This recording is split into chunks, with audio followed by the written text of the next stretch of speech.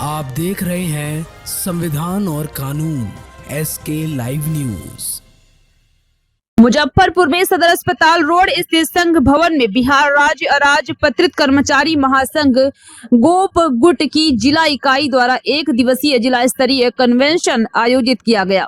इसमें जिले के विभिन्न विभागों से पहुंचे कर्मचारियों ने पुरानी पेंशन योजना की बहाली, आउटसोर्सिंग के विरोध और समान काम के लिए समान वेतन की मांग को लेकर सरकार के खिलाफ आवाज बुलंद की। वक्ताओं ने NPS को कर्मचारी विरोधी बताते हुए अविलंब OPS लागू करने, ठेका प्रथा समाप्त कर स्थायी नियुक्ति शुरू करने, 7वें वेतनमान की विसंगतियां दूर करने और बकाया भत्तों के भुगतान की मांग रखी। नेताओं ने चेतावनी दी है कि मांगों पर शीघ्र निर्णय नहीं होने पर राज्यव्यापी चरणबद्ध आंदोलन किया जाएगा। कार्यक्रम में सैकड़ों कर्मचारियों की भागीदारी रही और जिला प्रशासन के माध्यम से सरकार तक मांगे पहुंचाने का संकल्प दोहराया गया। आज आप लोग बैठक कर रहे हैं। आज जिला महासंघ मुजफ्फरपुर में कन्वेंशन का आयोजन है।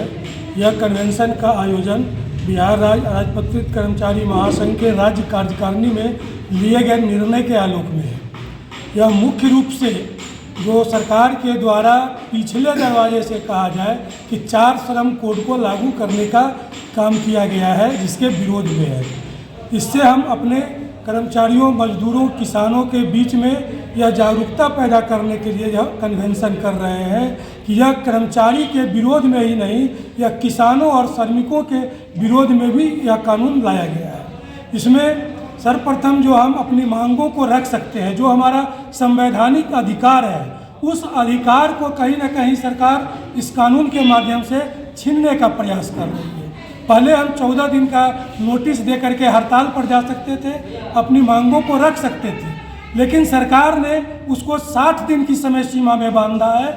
इतना ही नहीं, अगर 14 दिन में हमारी मांग सरकार के द्वारा नहीं मांगी जाती थी या हमसे वार्ता करके वार्ता विफल भी हो जाती थी, तो हम अपने मांग को मनवाने के लिए काम रोक सकते थे, हड़ताल कर सकते थे। लेकिन आज ऐसा है कि 60 दिन के अंदर में अगर नियोक्ता बात कर ले, चाहे वह बात को माने अथवा न माने, तो फिर हम हड़ताल में नहीं जा सकते, हम काम को नहीं रोक सकते। उसके लिए फिर हमको नोटिस देना होगा और इस प्रक्रिया में हम कभी जो है सो अपनी मांग के लिए लड़ ही नहीं पाएंगे। यह जो है सो एक अघोषित रूप से सरकार इस कानून को लागू करना चाह रही है। दूसरी बात कि हम 10% किसी भी संस्थान के लोग इकट्ठा होकर के अपने कानूनों के लिए, अपने मांगों के लिए हम संगठन का निर्माण कर सकते थे, लेकिन आज सरकार कह रही है कि 51% जितने कर्मचारी काम कर रहे हैं उसका 51% जब एक साथ होगा तो आप संगठन बना सकते हैं। मूर्त रूप में ऐसा हो ही नहीं सकता है। आप सोच सकते हैं कि सरकार भी जो बनती है, सरकार भी एक पार्टी का 50% नहीं रहता है, वो कई पार्टियों को मिला करके बनाती है। और कर्मचारियों के लिए कि एक साथ 51% यह हो ही नहीं सकता है। मतलब अघोषित रूप से यह भी उनका एजेंडा है कि कर्मचारी न इकट्ठा हो सके और न जो है सो अपने मांग के लिए यूनियन बना सके। ये लेकर के बैठक है। इसमें बहुत सारी बातें हैं। यह भी है कि सरकार पहले किसी को हटाने के लिए नोटिस होता था, 3 महीने का जो है तो उसको नोटिस दे करके कारण परीक्षा करके हटाया जाता था।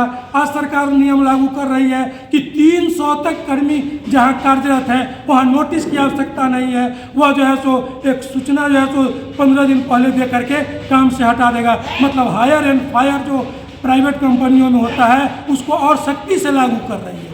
उसके लिए हम संघ के माध्यम से बात नहीं रख सकते हैं। उसके लिए वह एक अलग फैसिलिटेटर का जो है सो निर्माण करेगा, वो बात को सुनेगा, हटाएगा, रखेगा। इस तरह से कानून में तोड़ मरोड़ करके पेश किया जा रहा है। इन सब चीज़ों के विरोध में हम लोग आज ये कन्वेंशन कर रहे हैं। कन्वेंशन का उद्देश्य है निचले स्तर से लेकर के ऊपर तक के कर्मी, मजदूर, खेतिहर, किसान जो भी हैं, सभी को जो है सो इसके प्रति जागरूक करना। क्योंकि मीडियम क्लास के लोग जो हैं वो नीचे से ही आते हैं। बड़े बड़े नेता के, बड़े बड़े उद्योगपति के, बड़े बड़े व्यापारी के लड़के बिजनेस करने के लिए वो बिजनेस करते हैं, वो नौकरी में नहीं आते हैं।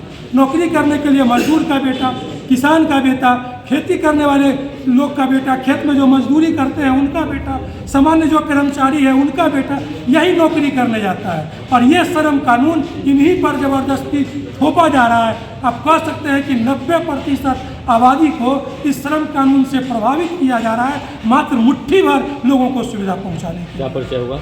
निरंजन कुमार सिन्हा, राज्याध्यक्ष महासंघ गोपुर।